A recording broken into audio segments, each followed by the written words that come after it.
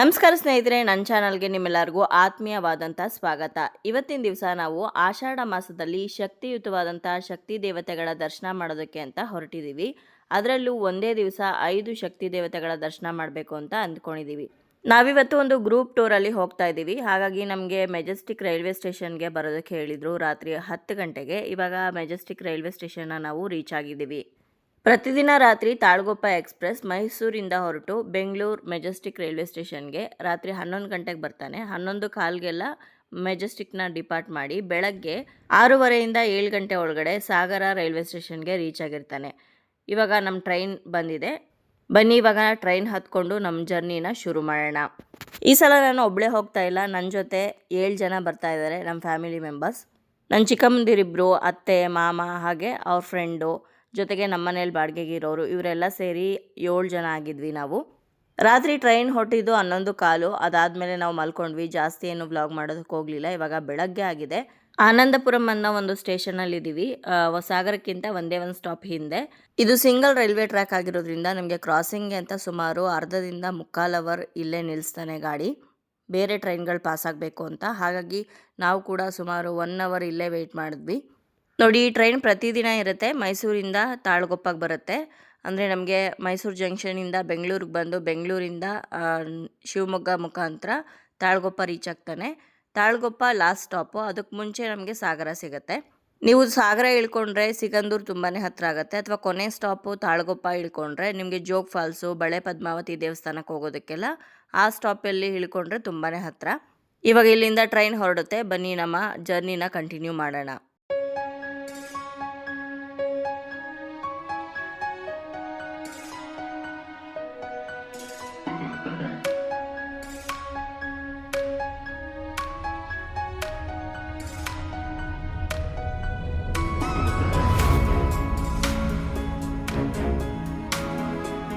ಶಿವಮೊಗ್ಗವನ್ನು ಮಲೆನಾಡಿನ ಹೆಬ್ಬಾಗಿಲು ಅಂತ ಕರಿತೀವಿ. ಹಾಗಾಗಿ ಇಲ್ಲಿಗೆ ಬಂದಿದ ತಕ್ಷಣ ಪ್ರಕೃತಿ ಸೌಂದರ್ಯನೇ ಬದಲಾಯಿತು. ಎಲ್ಲಿ ನೋಡಿದ್ರೂ ಕೂಡ ಮರಗಳು, ಗದ್ದೆಗಳು, ಹಾಗೆ ಫಾಗ್ ಎಲ್ಲ ಕವರ್ ಆಗಿತ್ತು. ತುಂಬಾ ಚೆನ್ನಾಗಿತ್ತು ಪ್ರಕೃತಿ.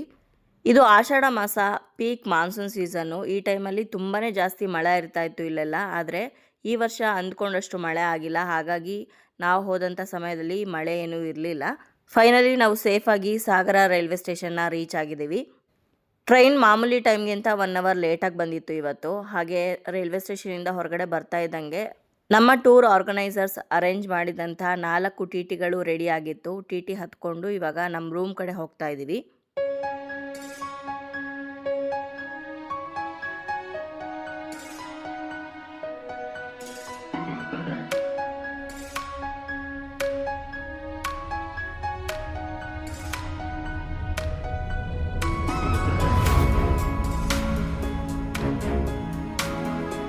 ರೈಲ್ವೆ ಸ್ಟೇಷನಿಂದ ಸ್ವಲ್ಪ ಹತ್ತಿರದಲ್ಲೇ ಇತ್ತು ರೂಮ್ ಹೆಸರು ಬಂದು ಓಷನ್ ಕಂಫರ್ಟ್ ಅಂತ. ತುಂಬಾ ಕ್ಲೀನಾಗಿತ್ತು. ಹಾಗೆ ಆ್ಯಂಬಿಯನ್ಸು ಅಷ್ಟೇ ತುಂಬಾ ಚೆನ್ನಾಗಿತ್ತು. ಇಲ್ಲಿ ನಾವು ರೂಮಲ್ಲೇನು ಸ್ಟೇ ಆಗ್ತಾ ಇಲ್ಲ. ಜಸ್ಟ್ ನಾವು ಹೋಗಿ ಫ್ರೆಶ್ ಅಪ್ ಆಗಿ ರೆಡಿ ಆಗಿಬಿಟ್ಟು ಇಲ್ಲಿಂದ ಹೊರಡಬೇಕಷ್ಟೆ. ನಾವು 7 ಮೆಂಬರ್ಸ್ ಹೋಗಿದ್ದರಿಂದ 3 ಜನಕ್ಕೆ ಅಥವಾ 4 ಜನಕ್ಕೆ ಒಂದೊಂದು ರೂಮ್ನ ಕೊಟ್ಟಿದ್ರು. ಟ್ರೈನು ಲೇಟಾಗಿ ಬಂದಿತ್ತು 1 ಅವರು. ಹಾಗಾಗಿ ಬೇಗನೆ ಫ್ರೆಶ್ ಅಪ್ ಆಗಿ ರೆಡಿ ಆಗೋದಕ್ಕೆ ಹೇಳಿದರು. ನಾವು ಕೂಡ ಬೇಗನೆ ಸ್ನಾನ ಎಲ್ಲ ಮಾಡಿಕೊಂಡು ದೇವಸ್ಥಾನಗಳಿಗೆ ಹೋಗ್ತಾ ಇರೋದ್ರಿಂದ ಸೀರೆ ಉಟ್ಕೊಂಡು ರೆಡಿ ಆಗಿದ್ದೀವಿ. ರೂಮ್ ತುಂಬಾ ಕ್ಲೀನಾಗಿತ್ತು.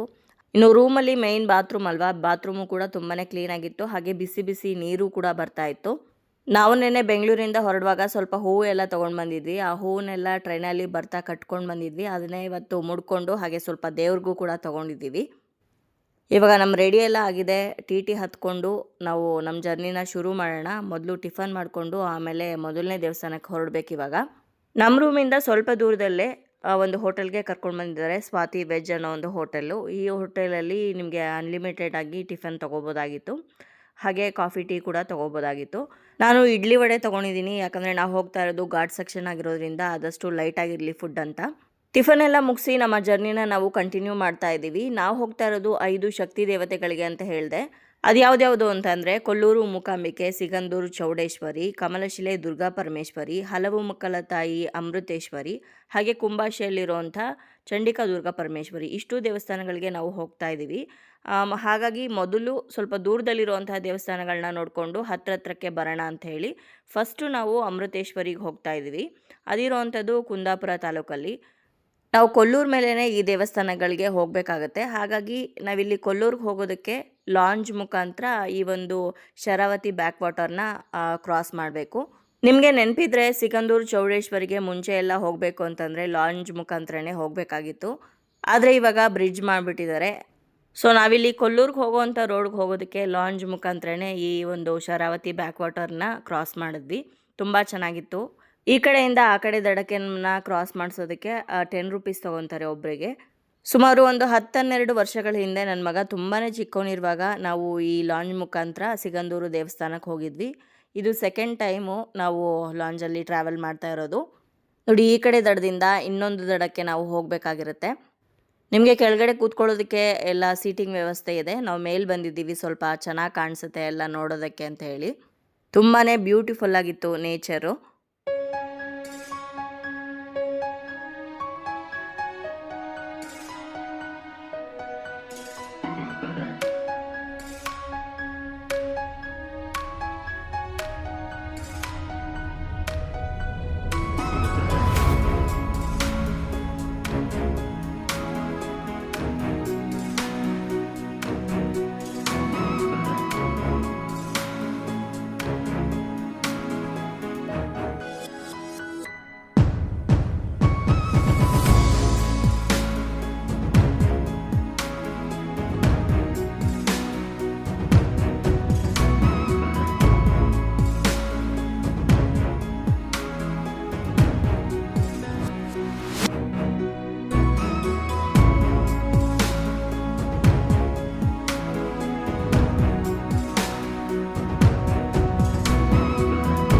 ಆ ದಡದಿಂದ ಈ ದಡಕ್ಕೆ ನಾವು ಲಾಂಚಲ್ಲಿ ಬಂದ್ವಿ. ಇವಾಗ ನಮ್ಮ ಟಿ ಹತ್ಕೊಂಡು ನಮ್ಮ ಜರ್ನಿನ ಕಂಟಿನ್ಯೂ ಮಾಡ್ತಾ ಇದ್ದೀವಿ. ಸಾಗರದಿಂದ ನಾವು ಹೋಗ್ತಾ ಇರುವಂಥ ಮೊದಲನೇ ಡೆಸ್ಟಿನೇಷನ್ ಕೋಟ ಅಮೃತೇಶ್ವರಿ ದೇವಸ್ಥಾನಕ್ಕೆ ಸುಮಾರು 160 ಕಿಲೋಮೀಟರ್ ದೂರ ಆಗುತ್ತೆ. ಸುಮಾರು 2ರಿಂದ 2.5 ಗಂಟೆ ಜರ್ನಿ ಆಗುತ್ತೆ. ಹಾಗೆ ಘಾಟ್ ಸೆಕ್ಷನ್ ಬೇರೆ ಇದೆ. ಆದಷ್ಟು ಹುಷಾರಾಗಿ ನಾವು ಡ್ರೈವ್ ಮಾಡಬೇಕಾಗತ್ತೆ. ನಮ್ಮ ಡ್ರೈವರ್ ಅಂತೂ ತುಂಬ ಚೆನ್ನಾಗಿ ತುಂಬ ಫಾಸ್ಟಾಗಿ ಕವರ್ ಮಾಡಿಸಿದ್ರು ಎಲ್ಲ ದೇವಸ್ಥಾನ. ಬೆಳಗ್ಗೆ ನಮ್ಮ ಟ್ರೈನು ಕರೆಕ್ಟ್ ಟೈಮ್ಗೆ ರೀಚ್ ಆಗಿದ್ದಿದ್ರೆ ನಮಗೇನು ಟೆನ್ಷನ್ ಇರ್ತಾ ಇರಲಿಲ್ಲ. ಆದರೆ ನಮ್ಮ ಟ್ರೈನು 1.5 ಅವರ್ ಲೇಟ್ ಆಗಿತ್ತು. ಇವಾಗ ನೀವು ನೋಡ್ತಾ ಇರ್ಬೋದು, ಕೊಲ್ಲೂರು ಮೇಲೆ ನಾವು ಫಸ್ಟ್ ಅಮೃತೇಶ್ವರಿ ದೇವಸ್ಥಾನಕ್ಕೆ ಹೋಗ್ತಾ ಇದ್ದೀವಿ. ಈ ಕೋಟ ಅಮೃತೇಶ್ವರಿ ದೇವಸ್ಥಾನ ಇರೋದು ಉಡುಪಿ ಜಿಲ್ಲೆಯ ಕುಂದಾಪುರ ತಾಲೂಕಿನ ಕೋಟ ಅನ್ನೋ ಒಂದು ಗ್ರಾಮದಲ್ಲಿ. ಇಲ್ಲಿ ನೆಲೆಸಿರೋದು ಅಮೃತೇಶ್ವರಿ ದೇವಿ ಆದ್ರೂ ಕೂಡ ಈ ತಾಯಿಯನ್ನು ಹಲವು ಮಕ್ಕಳ ತಾಯಿ ಅಂತ ಕರೀತಾರೆ. ಯಾಕಂದರೆ ದೇವಸ್ಥಾನದ ಗರ್ಭಗುಡಿ ಹಿಂದೆ ಪ್ರತಿ 3 ವರ್ಷಕ್ಕೊಂದ್ಸಲ ಒಂದು ಕಲ್ಲು ಈ ದೇವಸ್ಥಾನದಲ್ಲಿ ಉದ್ಭವ ಆಗುತ್ತೆ. ಈ ಕಲ್ಲುಗಳೇನಿದೆ ಇದನ್ನು ತಾಯಿಯ ಮಕ್ಕಳು ಅಂತ ಕರೀತಾರೆ. ದೇವಸ್ಥಾನದ ಒಳಗಡೆ ಹೋದಾಗ ಆ ಕಲ್ಲುಗಳು ಉದ್ಭವವಾಗಿರೋದನ್ನು ನಾನು ನಿಮಗೆ ತೋರಿಸ್ತೀನಿ. ನೋಡಿ, ನಾವಿವಾಗ ಅಮೃತೇಶ್ವರಿ ದೇವಸ್ಥಾನಕ್ಕೆ ರೀಚ್ ಆಗಿದ್ದೀವಿ. ದೇವಸ್ಥಾನದ ಹೊರಭಾಗದಲ್ಲೇ ದೇವಸ್ಥಾನಕ್ಕೆ ತೊಗೊಂಡೋಗುವಂಥ ಎಲ್ಲ ಪೂಜಾ ಸಾಮಗ್ರಿಗಳು ಸಿಗುತ್ತೆ. ಇಲ್ಲಿ ವಿಶೇಷ ಏನಂದರೆ ಅಮ್ಮನವರಿಗೆ ಸಿಂಗಾರ ಹೂ, ಅಂದರೆ ನಾವು ನಮ್ಮ ಕಡೆ ಹೊಂಬಾಳೆ ಅಂತ ಕರಿತೀವಲ್ವ, ಅಡಿಕೆ ಗಿಡದಲ್ಲಿ ಬಿಡುವಂಥ ಹೂವು, ಆ ಹೊಂಬಾಳೆಯನ್ನು ಅರ್ಪಿಸುವಂಥ ಒಂದು ಪದ್ಧತಿ ಇದೆ. ಹಾಗಾಗಿ ಇಲ್ಲಿ ತುಂಬಾ ಹೊಂಬಾಳೆಗಳನ್ನು ಮಾರ್ತಾ ಇರ್ತಾರೆ. ನಿಮ್ಗೆ ಬೇಕಿದ್ರೆ ತೊಗೊಂಡು ಹೋಗಿ ದೇವರಿಗೆ ಅರ್ಪಿಸ್ಬೋದು. ಈ ಮಂಗಳೂರು, ಉಡುಪಿ ಕಡೆ ಎಲ್ಲ ಜಾಸ್ತಿ ಹೆಚ್ಚಾಗಿ ಹೊಂಬಾಳೆಯನ್ನು ದೇವರಿಗೆ ಅರ್ಪಿಸ್ತಾರೆ. ದೇವಸ್ಥಾನದ ಒಳಗಡೆ ಬರ್ತಾ ಇದ್ದಂಗೆ ಇಲ್ಲಿ ಬೊಬ್ಬರಿಯ ಹಾಗೆ ಪರಿವಾರ ದೇವಸ್ಥಾನ ಅಂತ ಇದೆ. ಇಲ್ಲಿ ದೇವರುಗಳ ದರ್ಶನ ಮಾಡಿಕೊಂಡು ಒಳಗಡೆ ನಾವು ಅಮೃತೇಶ್ವರಿ ದೇವಿಯ ದರ್ಶನ ಮಾಡೋದಕ್ಕೆ ಅಂತ ಹೋಗೋಣ. ನಾವು ಹೋದಂಥ ಟೈಮಲ್ಲಿ ಎಲ್ಲ ದೇವಸ್ಥಾನದಲ್ಲೂ ಕೂಡ ವಿಶೇಷವಾಗಿ ಆರತಿ ನಡೀತಾ ಇತ್ತು. ನಮ್ಮ ಅದೃಷ್ಟ ಅಂತ ನಾವು ಅಂದ್ಕೊಂಡ್ವಿ. ಹಾಗೆ ಹೋದಂಥ ಎಲ್ಲ ಕಡೆಯೂ ಕೂಡ ಆಲ್ಮೋಸ್ಟ್ ನಿಮಗೆ ದೇವ್ರನ್ನೂ ಕೂಡ ತೋರಿಸೋದಕ್ಕೆ ಸಾಧ್ಯ ಆಗಿದೆ. 3 ದೇವಸ್ಥಾನದಲ್ಲಿ ನಾನು ಅಮ್ಮನವರ ದರ್ಶನ ನಿಮಗೆ ಮಾಡಿಸಿದ್ದೀನಿ. ಇನ್ನು ಈ ದೇವಸ್ಥಾನದ ವಿಶೇಷತೆ ಏನು ಅಂತಂದರೆ, ಯಾರಿಗಾದರೂ ಸಂತಾನ ಭಾಗ್ಯ ಇಲ್ಲದವರು ಈ ದೇವಸ್ಥಾನಕ್ಕೆ ಬಂದು ಅಮ್ಮನವರಿಗೆ ಸಿಂಗಾರದ ಹೂವನ್ನು ಅರ್ಪಿಸಿ ಹಾಗೆ ಎಳ್ಳೆಣ್ಣೆಯಿಂದ ಇಲ್ಲಿ ದೇವಸ್ಥಾನದ ಹಿಂಭಾಗದಲ್ಲಿ ಉದ್ಭವ ಆಗಿರುವಂತಹ ಕಲ್ಲುಗಳಿಗೆ ಅಭಿಷೇಕವನ್ನು ಮಾಡೋದ್ರಿಂದ ಅವರಿಗೆ ಈ ಅಮೃತೇಶ್ವರಿ ದೇವಿ ಸಂತಾನ ಭಾಗ್ಯವನ್ನು ಕರುಣಿಸ್ತಾಳೆ ಅಂತ ಒಂದು ನಂಬಿಕೆ ಇದೆ. ನಾನು ಮೊದಲೇ ಹೇಳಿದ್ನಲ್ವ, ದೇವಸ್ಥಾನದ ಹಿಂಭಾಗದಲ್ಲಿ ಉದ್ಭವ ಆಗಿರುವಂಥ ಕಲ್ಲುಗಳಿದು. ಇದೆಲ್ಲವನ್ನೂ ಕೂಡ ತಾಯಿಯ ಮಕ್ಕಳು ಅಂತ ಕರೀತಾರೆ. ಇಲ್ಲಿ ಸಂತಾನ ಭಾಗ್ಯಕ್ಕೋಸ್ಕರ ಅಂತ ಬಂದಿರುವಂಥ ದಂಪತಿಗಳು ನೋಡ್ತಾ ಇರ್ಬೋದು. ಇಲ್ಲಿ ಎಲ್ಲ ಕಲ್ಲುಗಳನ್ನು ಕೂಡ ಮುಟ್ಟಿ ನಮಸ್ಕಾರ ಮಾಡ್ಕೋತಾ ಇದ್ದಾರೆ. ಪ್ರತಿ 3 ವರ್ಷಕ್ಕೆ ಒಂದು ಸಲ ಇಲ್ಲಿ ಕಲ್ಲು ಉದ್ಭವ ಆಗುತ್ತಂತೆ. ಇನ್ನು ದೇವಸ್ಥಾನದ ಆವರಣದಲ್ಲಿ ನಾವು 3 ದೇವಿಯರ ದರ್ಶನ ಮಾಡ್ಬೋದು. ಅಮೃತೇಶ್ವರಿ ದೇವಿಯನ್ನು, ಹಾಗೆ ಮೂಕಾಂಬಿಕೆ ದೇವಿಯನ್ನು, ಜೊತೆಗೆ ರಕ್ತೇಶ್ವರಿ ದೇವಿಯನ್ನು ಕೂಡ ನಾವಿಲ್ಲಿ ದರ್ಶನ ಮಾಡ್ಬೋದು.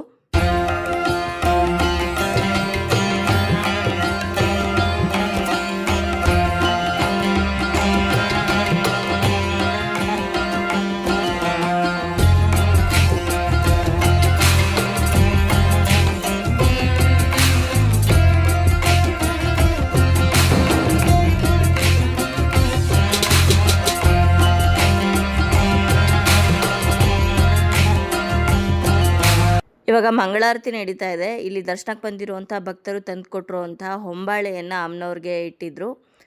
ಮಂಗಳಾರತಿ ಆಗ್ತಾ ಇದ್ದಂಗೆ ಅಮ್ಮನವರು ಪ್ರಸಾದ ಕೊಟ್ಟರು. ಆ ರೀತಿ ಪ್ರಸಾದವಾಗಿ ಬಿದ್ದಂಥ ಹೊಂಬಾಳೆಯನ್ನು ಅಲ್ಲಿ ಬಂದಿರುವಂಥ ಭಕ್ತರು ಎಲ್ಲರಿಗೂ ಕೂಡ ಪ್ರಸಾದವಾಗಿ ಕೊಟ್ಟರು. ಹಾಗೆ ತೀರ್ಥವನ್ನು ಕೂಡ ಹಾಕಿದ್ರು. ನಾವು ತೀರ್ಥ ಪ್ರಸಾದ ಎಲ್ಲ ತಗೊಂಡು ಪ್ರದಕ್ಷಿಣೆ ಹಾಕಿ ಇವಾಗ ನೆಕ್ಸ್ಟ್ ದೇವಸ್ಥಾನಕ್ಕೆ ಬಂದಿದ್ದೀವಿ. ಕುಂಬಾಶಿ ಹತ್ರ ಇರುವಂಥ ಈ ಚಂಡಿಕಾ ದುರ್ಗಾ ಪರಮೇಶ್ವರಿ ದೇವಸ್ಥಾನ ಅಮೃತೇಶ್ವರಿ ದೇವಸ್ಥಾನದಿಂದ ಕೇವಲ 14 ಕಿಲೋಮೀಟರ್ ದೂರದಲ್ಲಿರುತ್ತೆ. ಈ ದೇವಸ್ಥಾನಕ್ಕೆ ನಾನು ಇದು 2ನೇ ಸಲ ಬರ್ತಾ ಇರೋದು. 3 ಇಯರ್ಸ್ ಬ್ಯಾಕು ಈ ದೇವಸ್ಥಾನಕ್ಕೆ ನಾನು ಮುಂಚೆ ಬಂದಿದ್ದೆ. ಹಾಗೆ ಈ ದೇವಸ್ಥಾನದ ಹತ್ತಿರದಲ್ಲೇ ನಿಮಗೆ ಆನೆಗುಡ್ಡೆ ದೇವಸ್ಥಾನ ಇದೆ. ಇಲ್ಲಿ ನಮಗೆ ತುಂಬಾ ಒಬ್ಬರು ಬೇಕಾಗಿರೋರು ಇದ್ದಾರೆ, ಇಲ್ಲೇ ಮನೆ ಕಟ್ಕೊಂಡಿದ್ದಾರೆ.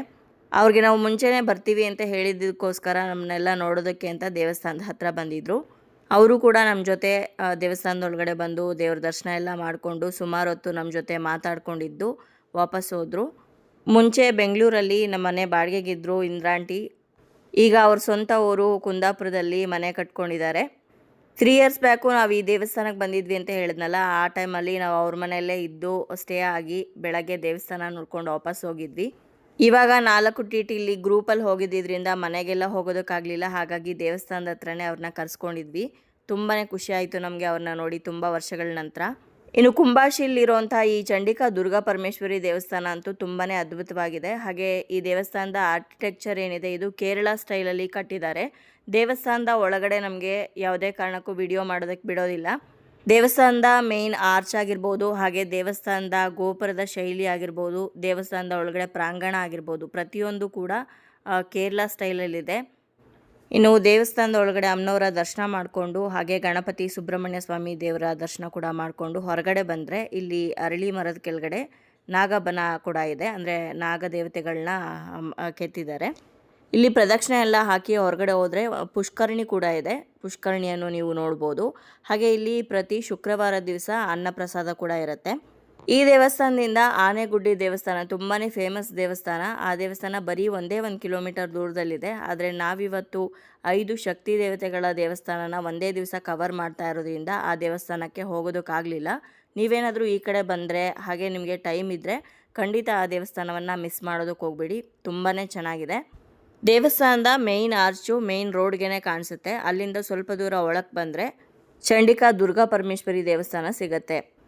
ಇನ್ನು ನಮ್ಮನ್ನ ಮೀಟ್ ಮಾಡೋದಕ್ಕೆ ಅಂತ ಬಂದಂಥ ಇಂದ್ರಾಂಟಿ ನಮ್ಮೆಲ್ಲರಿಗೂ ತುಂಬ ಚೆನ್ನಾಗಿ ಪರಿಚಯ ಇದ್ದರು. ಅಂದರೆ ನಮ್ಮ ಆಂಟಿಯರ್ಗಾಗಿರ್ಬೋದು, ನಮ್ಮ ಅತ್ತೆ ಮಾಮಂಗೆಲ್ಲರಿಗೂ ಅವ್ರನ್ನೆಲ್ಲರನ್ನೂ ಮಾತಾಡಿಸಿ ಇಲ್ಲಿಂದ ಅವ್ರ ಮನೆಗೆ ಹೊರಟರು. ನಾವು ಕೂಡ ನಮ್ಮ ಜರ್ನಿನ ಕಂಟಿನ್ಯೂ ಮಾಡಿದ್ವಿ.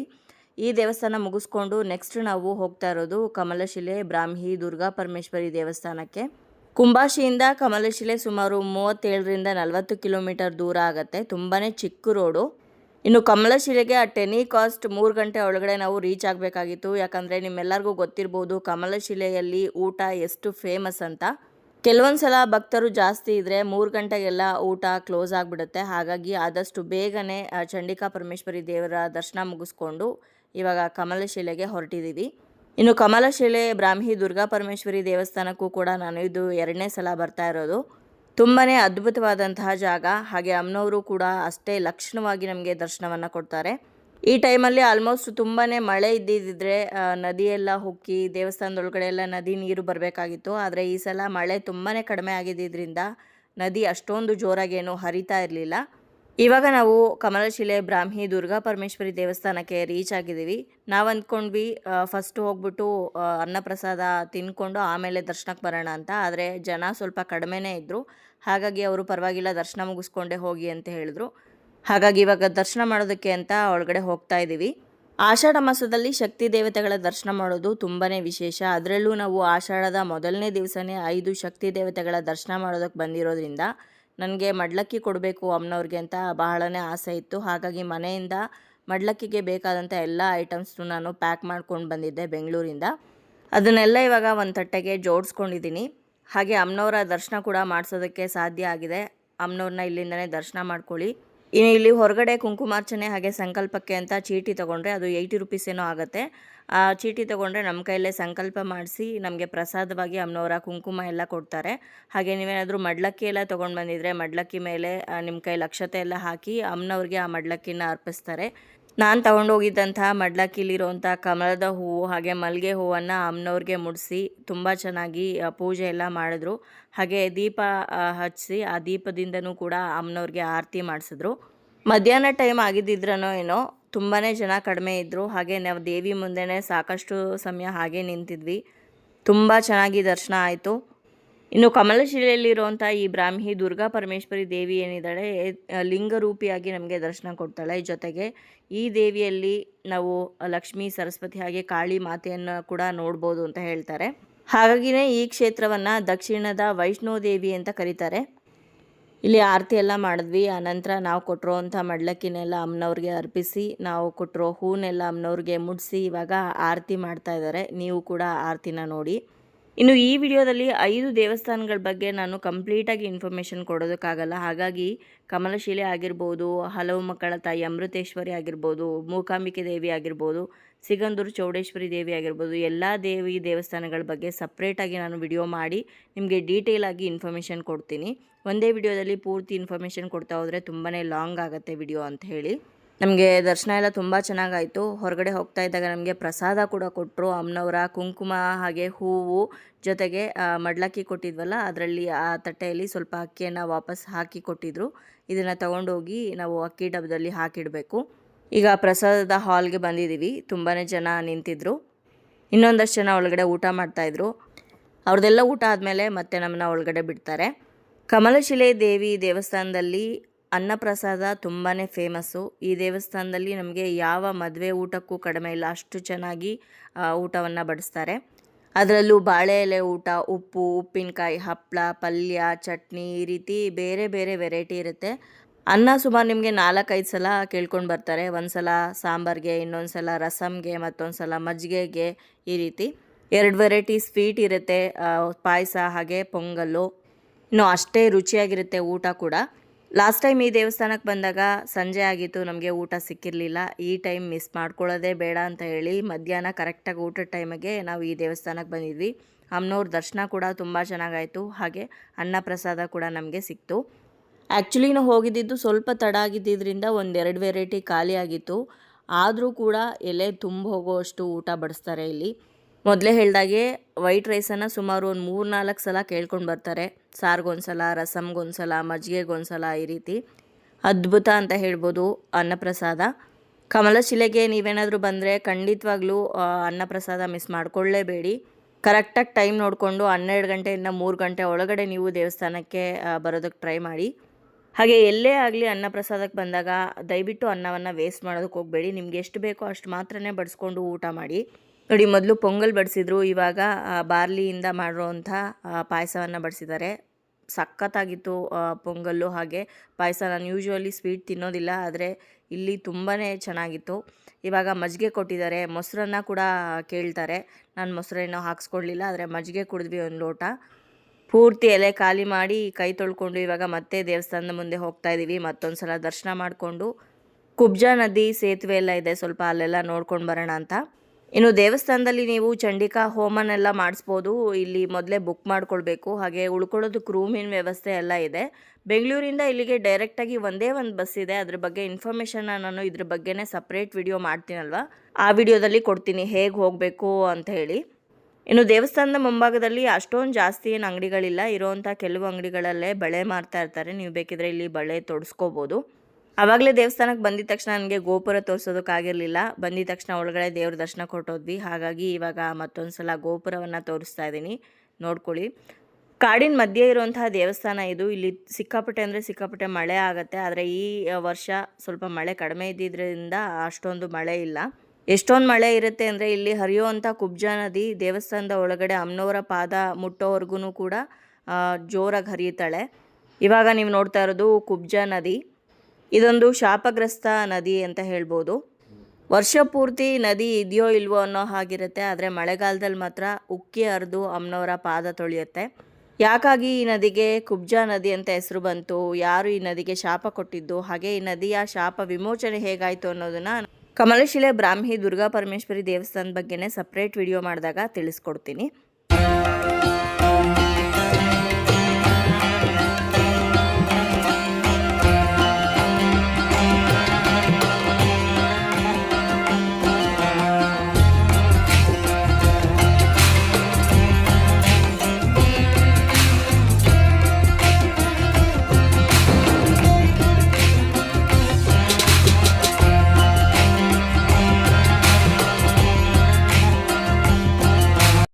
ನಾವಿವಾಗ ಕಮಲಶಿಲೆ ಬ್ರಾಹ್ಮಿ ದುರ್ಗಾ ಪರಮೇಶ್ವರಿಯ ದರ್ಶನ ಮಾಡಿಕೊಂಡು ಹಾಗೆ ಭರ್ಜರಿ ಅನ್ನಪ್ರಸಾದ ಮಾಡಿಕೊಂಡು ಕೊಲ್ಲೂರು ಮೂಕಾಂಬಿಕೆಗೆ ಬಂದಿದ್ದೀವಿ. ಇಲ್ಲಿ ಪಾರ್ಕಿಂಗಲ್ಲಿ ನಮ್ಮ ವೆಹಿಕಲ್ನ ಪಾರ್ಕ್ ಮಾಡಿ ಸ್ವಲ್ಪ ದೂರ ನಡ್ಕೊಂಡು ಹೋದರೆ ಅಮ್ಮನವರ ದೇವಸ್ಥಾನ ಸಿಗುತ್ತೆ. ಕೊಡಚಾದ್ರಿ ಬೆಟ್ಟದ ತಪ್ಪಲಿನಲ್ಲಿರುವಂತಹ ಮೂಕಾಂಬಿಕೆ ದೇವಸ್ಥಾನ, ಹಾಗೆ ದೇವಸ್ಥಾನದ ಮುಂಭಾಗದಲ್ಲೇ ಸೌಪರ್ಣಿಕಾ ನದಿ ಹರಿಯುತ್ತೆ. ಕೊಲ್ಲೂರಿಗೆ ಸುಮಾರು ಒಂದು 4-5 ಸಲ ಬಂದಿದ್ದೀನಿ ನಾನು. ಈ ಕೊಲ್ಲೂರಿಗೆ ಬಂದರೆ ನಾವು ಕೇರಳದಲ್ಲಿದ್ದೀವೋ ಅಥವಾ ಕರ್ನಾಟಕದಲ್ಲಿದ್ದೀವೋ ಅಂತ ಕನ್ಫ್ಯೂಸ್ ಆಗಬೇಕು, ಯಾಕಂದರೆ ನಮ್ಮ ಕರ್ನಾಟಕದವ್ರಿಗಿಂತ ಜಾಸ್ತಿ ಮಲಯಾಳಿಗಳೇ ಇರ್ತಾರೆ. ಹಾಗೆ ಇಲ್ಲಿನ ಬೋರ್ಡ್ಗಳು ಅಷ್ಟೇ, ಯಾವ ರೀತಿ ಕನ್ನಡ ಇಂಗ್ಲೀಷಲ್ಲಿರುತ್ತೋ ಅದೇ ರೀತಿ ಮಲಯಾಳಮಲ್ಲೂ ಕೂಡ ಇರುತ್ತೆ. ಕೇರಳದಲ್ಲಿರುವಂಥ 50% ಹಿಂದೂಗಳಿಗೆ ಈ ಕೊಲ್ಲೂರು ಮೂಕಾಂಬಿಕೆ ಮನೆ ದೇವರಂತೆ. ಹಾಗಾಗಿ ಇಲ್ಲಿಗೆ ತುಂಬ ಜನ ಕೇರಳದವರು ಬರ್ತಾರೆ. ಹಾಗೆ ಇಲ್ಲಿ ಇರುವಂಥ ಮೂಕಾಂಬಿಕೆ ದೇವಿ ಬೆಳಗ್ಗೆ ಸಮಯದಲ್ಲಿ ಕೇರಳದ ಚೊಟ್ಟಾನಿಕರ ಭಗವತಿ ದೇವಸ್ಥಾನದಲ್ಲಿದ್ದರೆ ಮಧ್ಯಾಹ್ನದ ಸಮಯದಲ್ಲಿ ಈ ಕೊಲ್ಲೂರಿನ ಮೂಕಾಂಬಿಕೆ ದೇವಾಲಯದಲ್ಲಿ ಇರ್ತಾರೆ ಅನ್ನೋ ಕಾರಣಕ್ಕೆ ತುಂಬ ಜನ ಆ ದೇವಸ್ಥಾನಕ್ಕೂ ಕೂಡ ಹೋಗ್ತಾರೆ. ಹಾಗೆ ಈ ದೇವಸ್ಥಾನಕ್ಕೆ ಬಂದು ಅಮ್ಮನವರ ದರ್ಶನ ಮಾಡ್ತಾರೆ. ಮೂಕಾಸುರನನ್ನು ವಧೆ ಮಾಡಿ ಈ ಜಾಗದಲ್ಲಿ ಅಮ್ಮನವರು ನೆಲೆ ನಿಂತಿದ್ದಾರೆ. ಇವತ್ತು ಆಷಾಢದ ಮೊದಲನೇ ದಿವಸ ಆಗಿರೋದ್ರಿಂದ ದೇವಸ್ಥಾನವನ್ನು ತುಂಬ ಚೆನ್ನಾಗಿ ಅಲಂಕಾರ ಮಾಡಿದರು ಹೂಗಳಿಂದ. ಹಾಗೆ ನಾವು ಸಂಜೆ ಸಮಯದಲ್ಲಿ ದೇವಸ್ಥಾನಕ್ಕೆ ಹೋಗಿದ್ದಿದ್ರೋ ಏನೋ ತುಂಬಾ ಜನ ಕಡಿಮೆ ಇದ್ದರು. ದರ್ಶನ ಕೂಡ ತುಂಬಾ ಚೆನ್ನಾಗಾಯಿತು. ನಿಧಾನವಾಗಿ, ಯಾರೂ ತಳ್ಳೋದು ನೂಕಾಟ ಏನೂ ಇರಲಿಲ್ಲ. ತುಂಬ ಚೆನ್ನಾಗಿ ದರ್ಶನ ಮಾಡ್ಕೊಂಡ್ವಿ. ದರ್ಶನ ಎಲ್ಲ ಮುಗಿಸಿ ಪ್ರದಕ್ಷಿಣೆ ಹಾಕಿ ಸ್ವಲ್ಪ ಹೊತ್ತು ದೇವಸ್ಥಾನದ ಪ್ರಾಂಗಣದಲ್ಲಿ ಕೂತಿದ್ದು ಅನಂತರ ಹೊರಗಡೆ ಬಂದ್ವಿ. ಇನ್ನು ಈ ದೇವಸ್ಥಾನದಲ್ಲೂ ಕೂಡ ತುಂಬಾ ಜಾಸ್ತಿ ಹೋಮಗಳು ಹವನಗಳೆಲ್ಲ ನಡೀತಾ ಇರುತ್ತೆ. ಅದರಲ್ಲೂ ಜಾಸ್ತಿ ಚಂಡಿಕಾ ಹೋಮಗಳು ನಡೆಯುವಂತಹ ಜಾಗಗಳಿದೆಲ್ಲ ಶಕ್ತಿಯುತವಾದಂತಹ ಅಮ್ಮನವರ ದೇವಸ್ಥಾನಗಳು.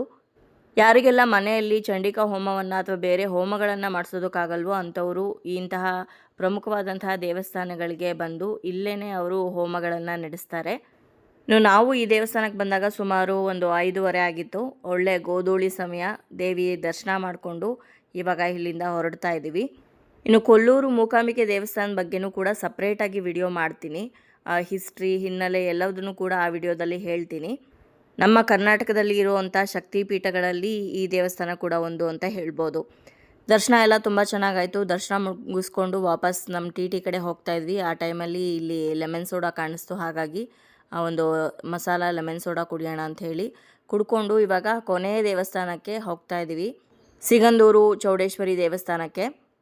ಇನ್ನು ಸಂಜೆ ಆಗಿದ್ದರಿಂದ ನಮ್ಮ ಟೂರ್ ಮ್ಯಾನೇಜರ್ ನಮಗೆಲ್ಲ ಸ್ನ್ಯಾಕ್ಸ್ನ ಕೊಡ್ತಾ ಇದ್ದಾರೆ. ಪ್ರತಿ ಟೂರಲ್ಲೂ ಸ್ನ್ಯಾಕ್ಸ್ ಅಂತೂ ಕಂಪಲ್ಸರಿ ಇದ್ದೇ ಇರುತ್ತೆ. ಇನ್ನು ಊಟ ತಿಂಡಿ ವಿಚಾರದಲ್ಲೂ ಕೂಡ ಅವರು ಪ್ರತಿ ಸಲ ಅವರೇ ಪ್ರಿಪೇರ್ ಮಾಡ್ತಾರೆ ಅಡುಗೆ. ಆದರೆ ಈ ಸಲ ಟ್ರೈನ್ ಪ್ಯಾಕೇಜ್ ಆಗಿದ್ದರಿಂದ ನಮಗೆ ಹೋಟೆಲಲ್ಲಿ ಕೊಡಿಸಿದ್ರು ಅಷ್ಟೇ. ಅವ್ರು ಯಾವುದೇ ಟೂರ್ ಮಾಡಿದ್ರೂ ಕೂಡ ಅವ್ರ ಜೊತೆನೇ ಅವರು ಓನ್ ಕುಕ್ಕಿಂಗ್ ಟೀಮನ್ನು ಕರ್ಕೊಂಡು ಬರ್ತಾರೆ. ತುಂಬಾ ರುಚಿಯಾಗಿ ಅಷ್ಟೇ ವೆರೈಟಿ ಅಡುಗೆಗಳನ್ನು ಬಂದಿರೋವಂಥ ಟೂರಿಸ್ಟ್ಗೆ ಬಡಿಸ್ತಾರೆ.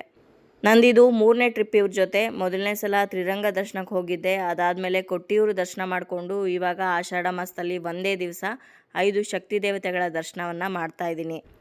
ಕೊಲ್ಲೂರಿಂದ ಮತ್ತದೇ ಘಾಟ್ ರೋಡನ್ನು ಸುತ್ತಕೊಂಡು ಇವಾಗ ಸಿಗಂದೂರು ಚೌಡೇಶ್ವರಿ ದೇವಸ್ಥಾನಕ್ಕೆ ಬಂದಿದ್ದೀವಿ.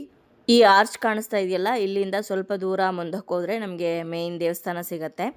ನಾವು ದೇವಸ್ಥಾನಕ್ಕೆ ಹೋದಾಗ ಜನ ತುಂಬಾ ಕಡಿಮೆ ಇದ್ದರು. ಹಾಗೆ ನಾವು ಹೋದಾಗ ಏನೋ ವಿಶೇಷ ಪೂಜೆಯನ್ನು ನಡೆಸ್ತಾ ಇದ್ದಿದ್ದ ಕಾರಣ ಸ್ವಲ್ಪ ಹೊತ್ತು ನಮ್ಮನ್ನ ವೆಯ್ಟ್ ಮಾಡಿಸಿದ್ರು. ಅದಾದಮೇಲೆ ದರ್ಶನ ತುಂಬ ಚೆನ್ನಾಗಾಯಿತು. ಏನೂ ಮುಖವಾಡ ಹಾಕಿರಲಿಲ್ಲ. ಮೂಲ ದೇವರ ದರ್ಶನ ಮಾಡೋದಕ್ಕೆ ಸಿಕ್ತು. ನಮ್ಮ ಟ್ರೈನು 1.5 ಅವರ್ ಲೇಟ್ ಆಗಿದ್ರೂ ಕೂಡ ನಮಗೆ ಎಲ್ಲ ದೇವರ ದರ್ಶನನ ಬೆಳಕಿರುವಾಗಲೇ ಮಾಡಿಸಿದ್ರು. 5 ದೇವಸ್ಥಾನಗಳಲ್ಲೂ ಕೂಡ ದೇವರ ದರ್ಶನ ತುಂಬಾ ಅದ್ಭುತವಾಗಾಯಿತು. ಇದು ಆಷಾಢದ ಮೊದಲನೇ ದಿವಸ ಆಗಿದೆ, ಇದರಿಂದ ರಶ್ಶು ಕೂಡ ತುಂಬಾ ಕಡಿಮೆ ಇತ್ತು. ಇನ್ಮೇಲೆ ರಶ್ ತುಂಬಾ ಜಾಸ್ತಿ ಆಗ್ತಾ ಹೋಗುತ್ತೆ. ನಮಸ್ಕಾರ ಸ್ನೇಹಿತರೆ, ಇವತ್ತು ನಾವು ಆಷಾಢದ ಮೊದಲನೇ ದಿವಸ 5 ಶಕ್ತಿ ದೇವತೆಗಳ ದರ್ಶನ ಮಾಡೋದಕ್ಕೆ ಅಂತ ಬಂದಿದ್ದೀವಿ. ಈ 5 ಶಕ್ತಿ ದೇವತೆಗಳು ಯಾವ್ದ್ಯಾವ್ದು ಅಂತಂದ್ರೆ ಕೊಲ್ಲೂರು ಮೂಕಾಂಬಿಕೆ, ಸಿಗಂದೂರು ಚೌಡೇಶ್ವರಿ, ಹಲವು ಮಕ್ಕಳ ತಾಯಿ ಅಮೃತೇಶ್ವರಿ, ಹಾಗೆ ಕುಂಭಶಿಲಿರುವಂತಹ ಚಂಡಿಕಾ ದುರ್ಗಾ ಪರಮೇಶ್ವರಿ, ಹಾಗೆ ಕಮಲಶಿಲೆಯಲ್ಲಿರುವಂತಹ ಬ್ರಾಹ್ಮಿ ದುರ್ಗಾ ಪರಮೇಶ್ವರಿ. ಎಲ್ಲಾ ದೇವಸ್ಥಾನಗಳು ತುಂಬಾ ಅಂದ್ರೆ ತುಂಬಾನೇ ಚೆನ್ನಾಗಿದೆ. ಹಾಗೆ ತುಂಬಾನೇ ಕಡಿಮೆ ಬೆಲೆಗೆ ನಮ್ಗೆ ಕಿರಣ್ ಅವರು ಕರ್ಕೊಂಡ್ ಬಂದಿದ್ದಾರೆ, ರವಿಕಿರಣ್ ಟೂರ್ಸ್ ವತಿಯಿಂದ. ತುಂಬಾ ಚೆನ್ನಾಗಿ ತೋರಿಸ್ಕೊಂಡು ಕರ್ಕೊಂಡು ಹೋಗ್ತಾ ಇದ್ದಾರೆ ಎಲ್ಲಾರ್ನು ಕೂಡ, ತುಂಬಾ ಕೇರಿಂಗ್ ಆಗಿ. ಹಾಗೆ ಫುಡ್ ಇರ್ಬೋದು, ಸರ್ವಿಸ್ ಇರ್ಬೋದು, ಎಲ್ಲ ಸೂಪರ್ ಆಗಿದೆ. ನೀವೇನಾದ್ರೂ ನಮ್ಮ ಚಾನಲ್ ಕಡೆಯಿಂದ ಬಂದ್ರೆ ನಿಮ್ಗೆ 200 ರುಪೀಸ್ ಡಿಸ್ಕೌಂಟ್ ಕೂಡ ಸಿಗ್ತಾ ಇದೆ. ಹಾಗಾಗಿ ಅವ್ರನ್ನ ಕಾಂಟ್ಯಾಕ್ಟ್ ಮಾಡಿ. ಹಾಯ್, ಎಲ್ರಿಗೂ ನಮಸ್ತೆ. Welcome to Ravikiran tours. ನಮ್ಮ ರವಿಕಿರಣ್ ಟೂರ್ಸ್ ಇಂದ 5 ಶಕ್ತಿ ದೇವತೆಗಳ tour package next date update ಮಾಡ್ತಾ ಇದ್ದೀವಿ. 21ನೇ ತಾರೀಕಿಗೆ ಆಲ್ರೆಡಿ ಬುಕಿಂಗ್ ಇನ್ನೇನು ಕ್ಲೋಸ್ ಆಗೋ ಸ್ಟೇಜಲ್ಲಿದೆ. ಅದಾದ್ಮೇಲೆ ನೆಕ್ಸ್ಟ್ ನಿಮಗೆ ಆಗಸ್ಟ್ 4ನೇ ತಾರೀಕಿಗೆ ಮಂಗಳವಾರಕ್ಕೆ ಈ ಟೂರ್ ಪ್ಯಾಕೇಜ್ ಇರುತ್ತೆ.